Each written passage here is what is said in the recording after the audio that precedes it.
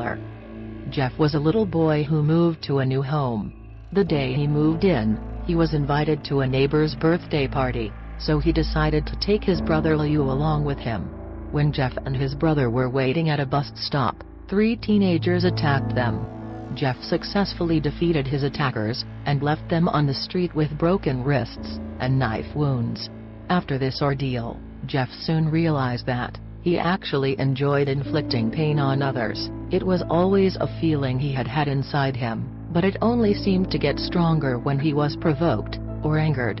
On a night soon after that, Jeff's mother was awakened by someone crying in the bathroom. When she entered the room, she found Jeff carving a permanent smile into his cheeks. He had also managed to cut out his eyelids, so that he could never sleep. Seeing that her son had gone insane, his mother ran from the room to wake up her husband. She stopped cold when she saw Jeff standing in the doorway, a knife clutched in his hand. "Mummy, you lied," was the last thing they ever heard. With his parents now dead, all that remained was his brother. Liu had woken up when he heard muffled sounds from his parents' bedroom. When he didn't hear anything else, he tried to go back to sleep, but couldn't shake the feeling that someone was watching him.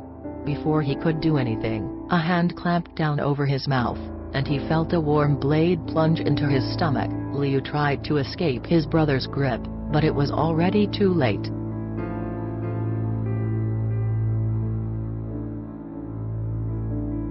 The Keyhole. This legend involves a man who checked into a hotel for a few nights.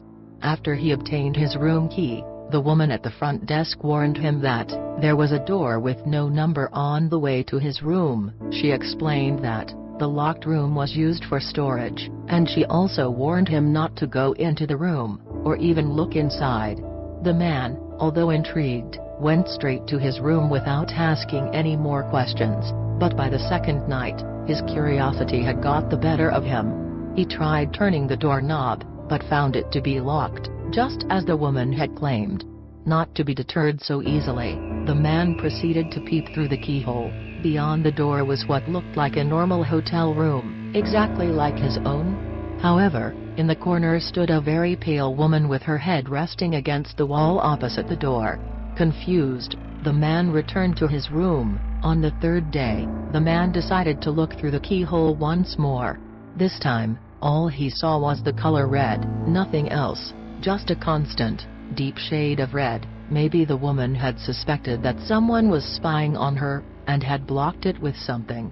The man decided that he would ask the woman at the front desk. She sighed, and asked if the man had looked through the keyhole. After he confirmed that he had, the woman proceeded to tell him the whole story.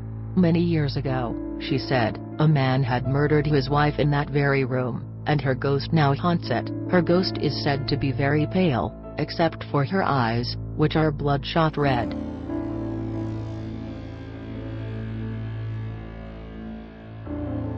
The Rake.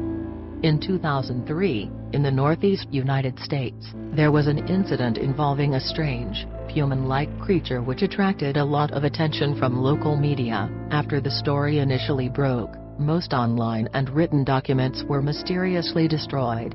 Although these accounts were gone, sightings of the creature continued to become even more frequent. What's odd is that many people reacted differently to the creature.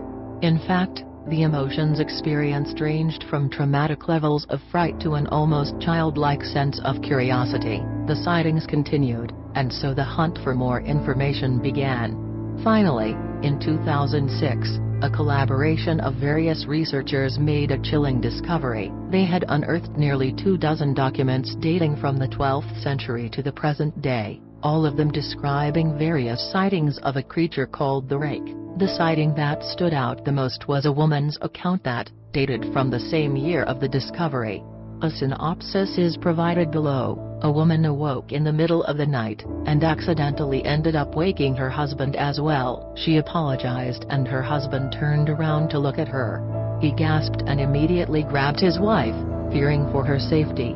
At the foot of their bed, sitting and facing away from them, was the infamous creature which was described as looking like a big, hairless dog.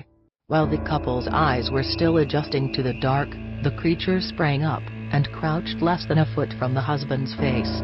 It stared at him for a while, then made a dash for their children's bedrooms. The terrified couple immediately ran after it, fearing the worst for their children, but they were too late. They ran straight to their daughter's room, only to find her mutilated, and close to death.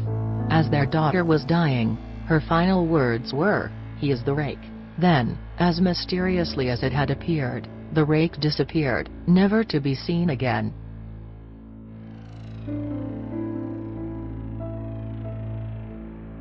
Where bad kids go.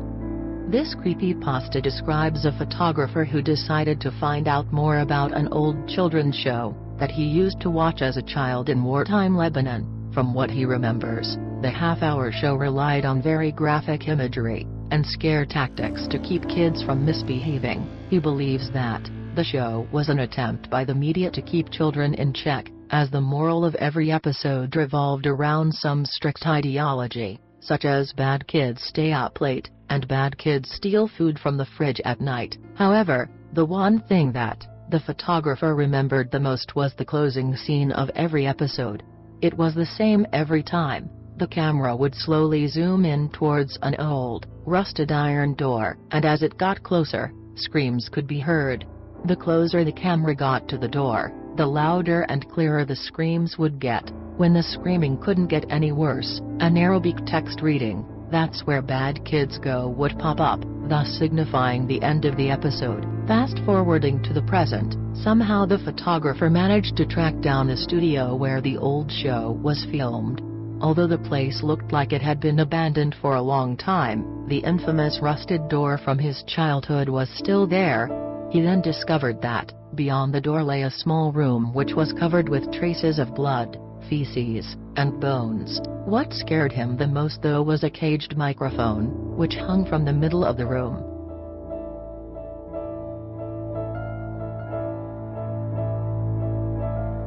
The Grifter. The Grifter is a horrific internet urban legend which was first posted in 2009. It's about a video clip which apparently is so disturbing that it traumatizes everyone who watches it. Apparently, the video clip featured scenes of dying children, excruciating screams, and close-ups of exorcisms and corpses. Although something like The Grifter would indeed be horrifying to watch, thankfully it's entirely a work of fiction. The person who started the legend admitted in 2009 that the so-called screenshots of the video were actually taken from the movie Little Oduck. Although most people now know that it's a hoax, it's still a terrifying story to tell around a campfire. Some have even gone the extra mile and recreated the video themselves in order to try and pass it off as the real thing.